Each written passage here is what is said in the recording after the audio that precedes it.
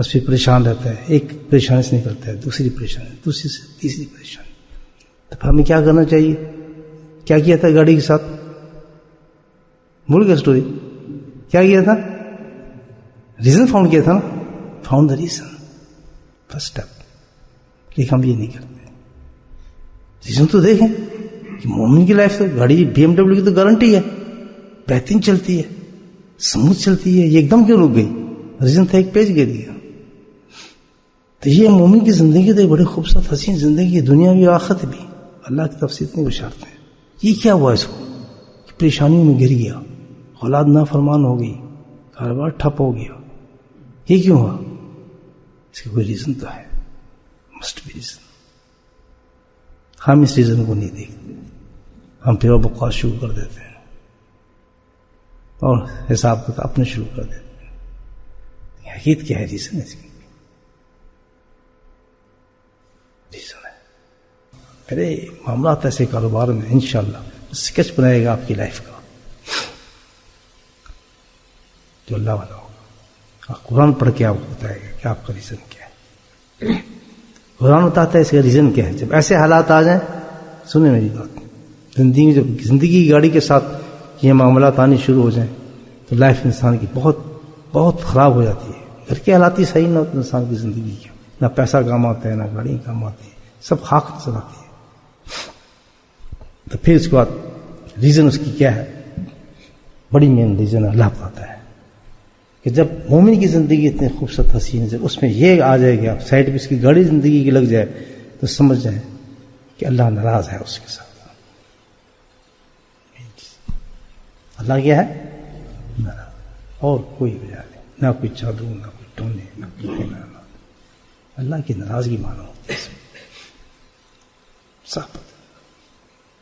جب بھی زندگی میں ایسے حالات آ جائیں بالکل نہ ادھر ادھر بھاگے، فوراً اس کے ریزن کو فائنڈ آؤٹ کر لیں تاکہ وہ پیچ لگایا جا سکے. صاف پتہ اللہ ناراض ہو. جب اللہ ناراض ہو جائے تو زندگی گاڑی نہیں چلتی دوستوں. بہت بڑا پیچ ہے. سوائے دشواریوں کی، پریشانیوں کی، مصیبتوں کی نہ دنیا رہتی ہے انسان کی، نہ آخرت رہتی. خالد اس کو ابن حبان نے روایت فرمایا یمسقو قوم، بڑے عجیب حدیث ہے. یمسقو قوم من امتی فی آخر الزمان قردۃ و خنزیر. روایت ابن حبان. اللہ کے نبی ارشاد فرماتے ہیں صلی اللہ علیہ وسلم، یمسقو مسخ ہو جائیں گے ان کے چہرے. میری امت میں سے ایک ایسی قوم ہوگی، ایک ایسی جماعت ہوگی، میری امت میں سے مسلمان ایسی قوم اور ایک ایسی جماعت پیدا ہو جائے گی فی آخر الزمان، آخری وقت آنے والے وقت میں، یہ آخری زمانہ ہے. ان کا کیا حال ہوگا؟ اللہ نے فرمایا کہ ان کا حال یہ ہوگا کہ اللہ سبحانہ تعالیٰ ان کے چہروں کو مسخ کرے گا. کس طریقے سے؟ قردن و خنزیر، بندر اور خنزیر والے چہرے اللہ تعالیٰ بتا دے گا. صحابہ بڑے حیران ہو گئے، اللہ مسلمان ہونے کے باوجود یہ حال ہوگا مسلمان عورتوں مردوں. فرمایا یا اس کی وجہ کیا ہوگی؟ اللہ نے ارشاد فرماتے ہیں اس کی وجہ یہ ہوگی کہ ان کی زندگی جو ہوگی وہ منکرات پر گزر رہی ہوگی. اللہ سبحانہ تعالیٰ کی نافرمانی پر ان کی زندگی ہوگی. جن چیزوں کو منکرات اللہ نے منع کیا ہوگا وہ یہ مت کرو، ایسے مت رہو، ایسے کپڑے مت پہنو، ایسے لباس مت رکھو، ایسی شکلیں مت بناؤ، ایسی چیزیں مت کرو، چوری مت کرو، ڈاکے مت ڈالو، حرام مت کھاؤ. یہ سب کیا ہے؟ نافرمانی ہے نا، نافرمانی ہے.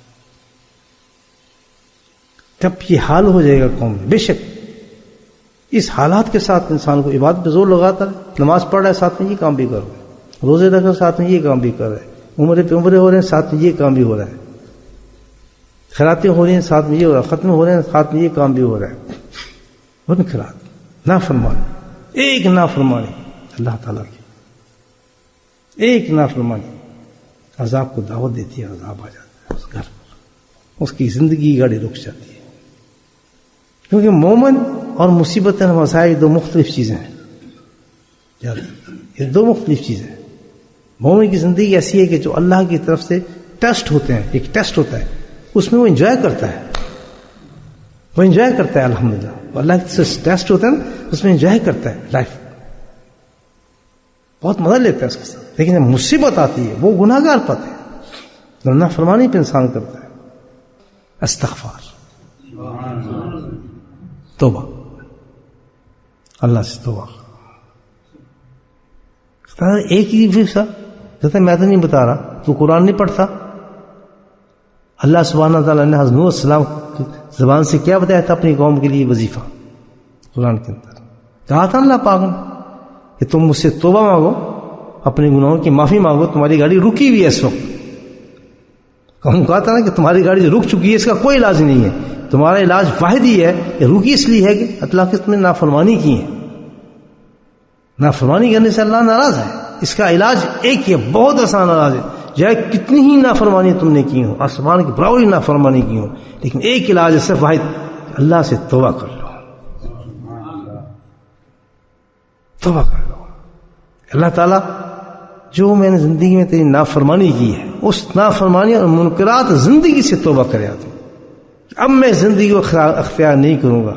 ہر منکرات کو اپنی زندگی سے نکال کے اللہ کے حضور معافی مانگے. اللہ تعالیٰ واقعی یہ جرم تھا میرا، تسلیم کرے، واقعی یہ گناہ تھا، واقعی تم نے اس سے مجھے منع کیا تھا، اس کام سے بھی منع کیا تھا، اس شکل سے بھی منع کیا تھا، اس بات سے بھی تم نے منع کیا تھا، اس حیثیت سے بھی منع کیا تھا.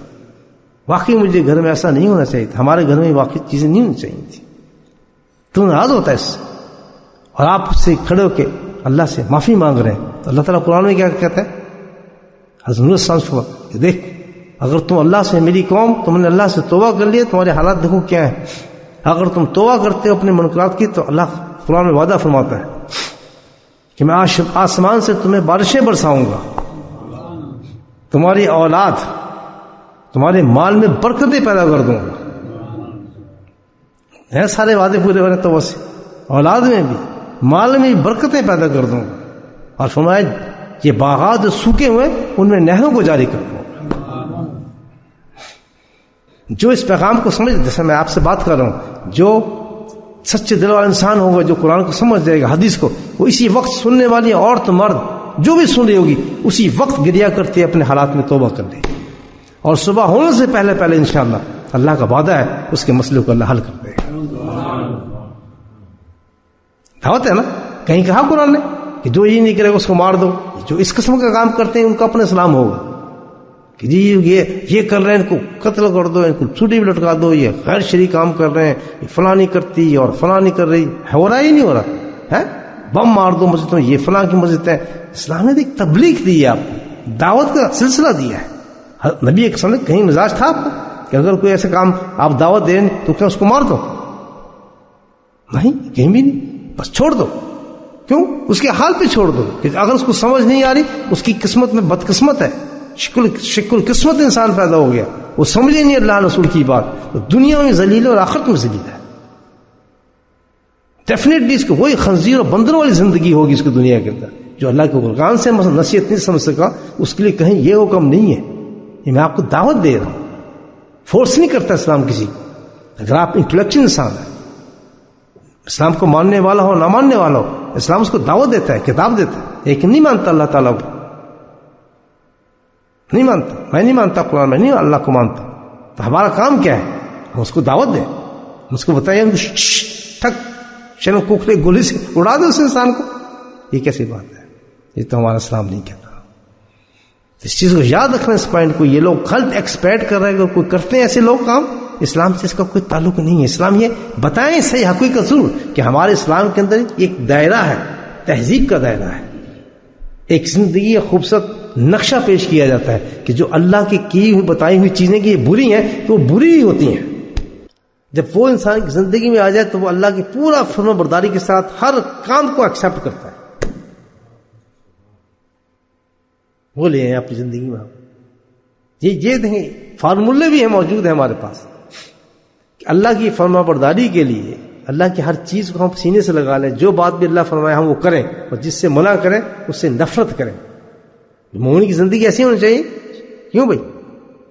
اگر آپ مومن کی زندگی دیکھیں تو مومن کی زندگی کا ایک ٹائٹل یہ ہے، جس وقت لا الہ الا اللہ محمد رسول اللہ صلی اللہ علیہ وسلم پڑھتا ہے انسان، تو اس کی ٹائٹل یہ بن جاتا ہے کہ جو اللہ کے رسول حکم فرمائیں گے اس کو کر لیں خوشی سے، رنجش نہ ہو اوے صبح کی نماز یا اور پڑھنے جا رہے ہیں، یہ نہیں، خوشی سے یا صبح کی نماز ہم نے پڑھنی ہے، مومن کی زندگی ہے۔ اور جس چیز سے منع کر رہے ہیں اس کو ایسا نفرت کریں جیسے کہ پخانہ اور پیشاب سے انسان نفرت کرتا ہے، بجائے سوچے یہ کیسے گناہ ہے، یہ کتنے لکھے ہے، یہ کہاں، ہمیں بتائیں اس کا ثبوت کیا ہے، اتنا نفرت ہو جائے جیسے پیشاب اور پخانہ، کیوں؟ اللہ کے نبی نے نفرت فرمائی اس سے۔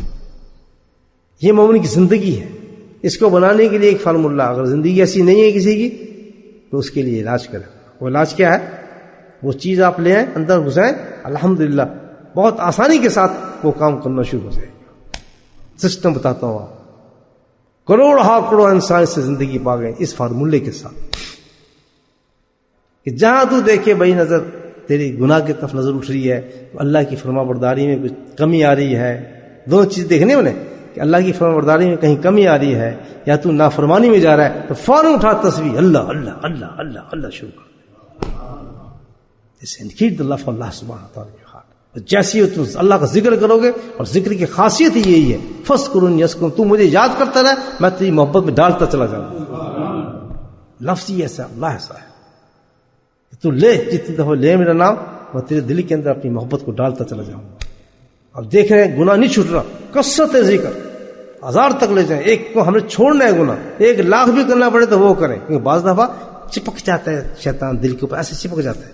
کبھی دیکھیں نا جانور ہوتا ہے پسو کہتے ہیں اس کو، پسو جو گائے بھینس ہوتے ہیں نا ہمارے، اس کے اوپر چپکی ہوتی ہے پسو، تو اس کو ہٹانے کے لیے آگ لگانی پڑتی ہے۔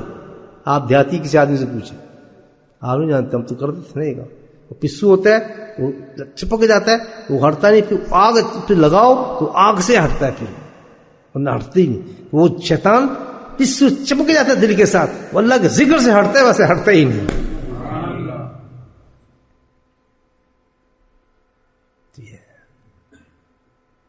گناہوں سے بچنے کے لیے محبت چاہیے، اور محبت کو بڑھانے کے لیے اللہ کا ذکر چاہیے، اور ذکر لینے کے لیے تو ذکر بھلا چاہیے۔ سب چیزیں ہیں آپ کی پاکٹ میں،